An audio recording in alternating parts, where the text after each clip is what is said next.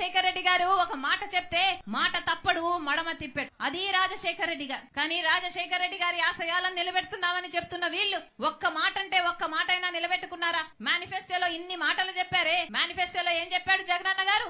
పూర్తి మద్యపాన నిషేధం చేస్తానన్నాడు. మద్యం అనేది లేకుండా చేసినాక తర్వాతనే నేను వచ్చి ఓట్లు అడుగుతాను అన్నాడు. ఉందా ఇప్పుడు మద్యం ఉందా? మద్యపాన నిషేధం అయిపోయిందా? ఇన్ని రోజులు మీ గురించి పట్టించుకొని షర్మిలమ్మ ఈ రోజు కొత్త అవతారం ఎత్తి నిన్న మీటింగ్ పెట్టారు నగిరిలో.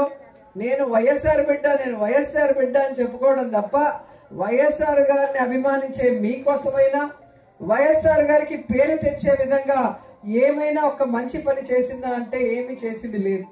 మొన్నటి వరకు తెలంగాణలో వైఎస్ఆర్ తెలంగాణ పార్టీ అని పెట్టి నేను ఇక్కడే పుట్టాను, ఇక్కడే పెరిగాను, ఇక్కడే పెళ్లి చేసుకున్నాను, తెలంగాణ ప్రజలే నా ప్రజలు, వాళ్ళకి సర్వీస్ చేస్తాను చచ్చిపోయేంత వరకు అనింది.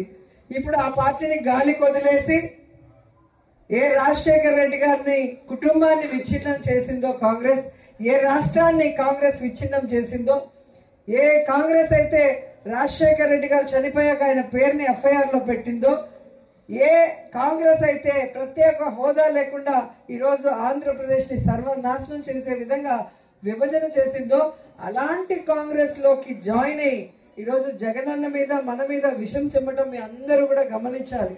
ఎందుకంటే నిజమైన రాజన్న బిడ్డ జగనన్న మాత్రమే.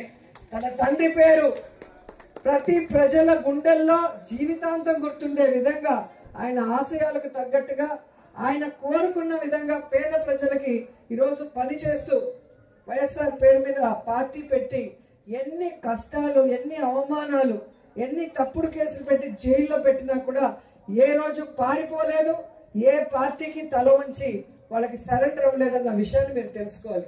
కానీ షర్మిల గారు ఈరోజు కాంగ్రెస్ లో చేరి వైఎస్ఆర్ ఆత్మని క్షోభించే విధంగా చేసింది.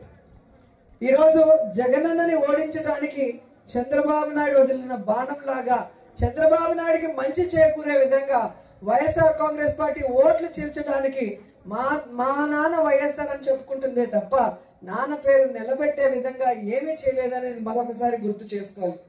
ఈరోజు వైఎస్ఆర్ ఆశయాల కోసం పనిచేసేది జగనన్న అయితే వైఎస్ఆర్ ఆస్తుల కోసం ఈరోజు రోడ్డెక్కి పోరాటం చేస్తుంది షర్మిల.